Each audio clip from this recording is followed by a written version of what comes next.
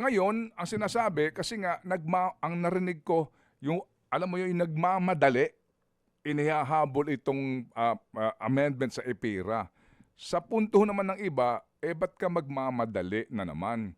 'Di ba? Baka pwedeng sa halip na magmadali, siguraduhin na lahat ng stakeholders, lahat kayo diyan makonsulta na sa ganun malaman. Kasi baka pag nagmadali, hindi ho ba, magkamali na naman. At sa halip po na gumanda ang buhay natin, lalo tayong, alam mo na, mapunta ho sa perdisyon.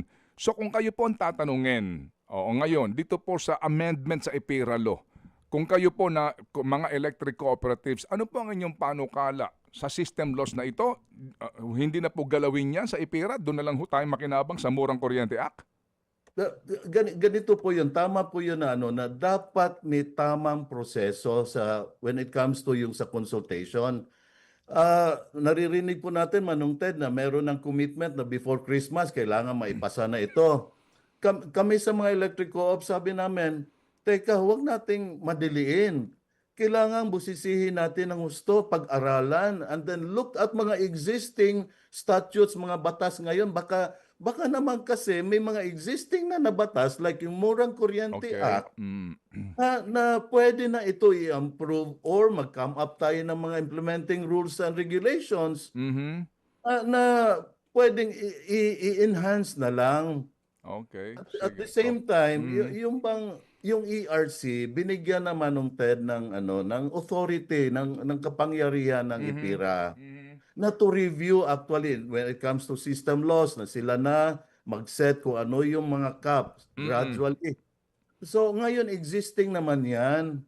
So ang inaano natin ngayon kasi kung pinag-uusapan na total charges, alam naman natin na kung tatanggalin to, ang laki ng epekto sa atin, baka naman pwedeng magkaroon ng mga doon sa ibang batas na again i-enhance lang natin through of course consultations. Sige. Extensive talaga, hindi madaliin. Okay, sige po. So, yung pong technical system laws, walang question doon. Sabi nga po, yan po ay simple physics daw no, sa mga maalam dyan.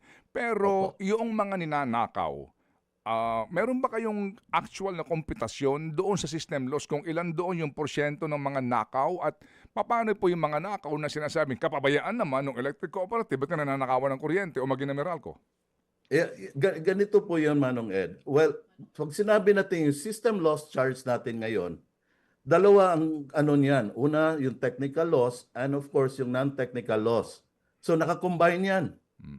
So, sa ngayon, it is, although there is already a formula ng ERC kung paano mayroong distribution system law study, pero napakahirap, Manong Ted, na separate yung, of course, to determine ilang porsyento dyan yung nakaw sa system loss mo ang non-tech. Napakahirap. That's why ito yung isang aspeto na gagawin dapat ng ating regulatory bodies o ibang pang mga na titignan natin to come up with a better actually measure on how we will be able to determine talaga ano yung non-tech side and then yung sa technical side. Is there a science to that or a technology to be able to identify it? Meron Manong, because it can be measured naman. In fact, meron ng existing may existing formula. Again, there is already sinasabi ko ngayon, DSL, Distribution System Loss formula or study. And then it can be done. Iyon lang i-enhance natin, hanapan natin ng mas magandang paraan, technology na applyan natin so that we can better, separate. But unfair talaga na tayo naman, this is really, itong namin, unfair talaga na ang nagbabayad ng non-tech, of course, yung mga responsableng hindi dapat ang pinapasa. Mga kapatid, patuloy po kayong tumutok sa 105.9 True FM para sa totoong balita, impormasyon, music, and entertainment. Mag-subscribe sa aming YouTube channel at podcast at sundan nyo kami sa Facebook, Instagram, X at TikTok sa True Network PH. Bisitahin din po ang aming official website, truefm.ph. At panoorin din kami sa True TV Signal, Channel 19. Kami po ang 105.9 True FM, Laging true sa'yo, kapatid.